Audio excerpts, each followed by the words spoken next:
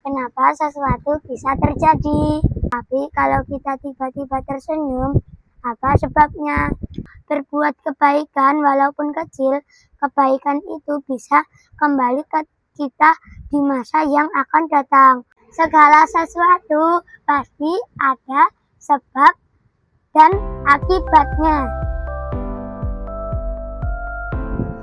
Hai teman-teman, hari ini kita akan ngobrol tentang sebab akibat. Yuk kita ikuti. Teman-teman, pernah nggak bertanya kenapa sesuatu bisa terjadi? Hari ini aku akan mencoba menjelajahi dunia sebab akibat bersama Mas Biu Sinyal Channel. Kita belajar bareng, mencari tahu dan mikir bareng. Mikir pengetahuan ya. Sebab akibat itu seperti efek dominos. Kalau satu jatuh, yang lain ikut jatuh. Atau efek runtuhan seperti balok susun yang jatuh satu persatu. Umpamanya, kalau kita malas belajar, akibatnya nilai ujian jelek, akibatnya tidak naik kelas, dan seterusnya. Ada beberapa sudut pandang dari sebab akibat. 1. Sebab akibat di dunia nyata kita bisa menyebutnya sains.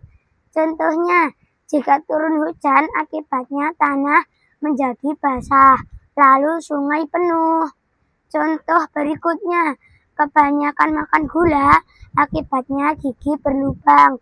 Ya, permen termasuk. Ayo coba diterka. Apakah yang menyebabkan pohon ini tumbang? Yang jelas bukan karena sudah bosan berdiri ya. Hahaha. Coba ditebak. Di sini ada pilihan penyebabnya nih. 1. Disenggol dinosaurus. Oh alah, dinosaurus dereng punah po. 2. Karena ngantuk. Nah, langsung aku jawab saja ya. Yang benar, pilihan yang ketiga, tertiup angin. Pastinya angin kencang. Tertiup angin kencang atau sebab lainnya seperti longsor. Angin kencang ya bro, bukan ditiup seperti niup lilin ulang tahun. Hahaha. Kecuali yang niup orang sakti. Kemudian apakah semua ada sebabnya? Kita bisa menyebutnya dari sudut pandang filsafat. Kalau batu jatuh jelas ada sebabnya. Tapi kalau kita tiba-tiba tersenyum, apa sebabnya? Bisa karena emosi atau hal lain yang lebih dalam. Yang jelas sudah pasti ada sebabnya, walau sulit untuk dijelaskan. Contohnya, melamun atau menghayal bisa disebut sebab terselubung yang sulit untuk dijelaskan. Seperti ada seorang anak menolong kucing. Apakah sebabnya? Bisa jadi karena empati atau peduli. Bisa juga karena kebiasaan atau ingin dipuji. Alasan seperti ini yang sulit untuk dijelaskan. Kenapa? Ya, karena hanya bisa dirasakan oleh dirinya sendiri. Berikutnya adalah sebab akibat tak terlihat. Kita bisa menyebutnya sudut pandang spiritual. Kita percaya ada hal yang diatur oleh Tuhan, Gusti Allah, seperti karma atau takdir. Misalnya, kalau kita berbuat kebaikan walaupun kecil, kebaikan itu bisa kembali ke kita di masa yang akan datang. Sebab akibat yang demikian seperti misteri.